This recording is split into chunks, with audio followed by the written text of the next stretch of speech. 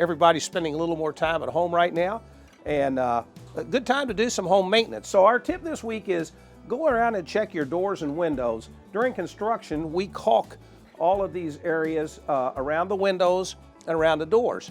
But over a period of time, it can happen in a year, it can be 3 years, 5 years. It really doesn't have a time period. You should do this every couple of years, at least check your house to see. But this caulking, as it dries up a little, you can use a construction knife or a 5-in-1 knife, pull out any excess or dried up caulking and go back over it with a new.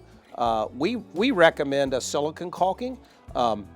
So get yourself a caulk gun and some silicone caulk and come back in and re-caulk the windows, re-caulk the doors around the edges, save you a lot of time.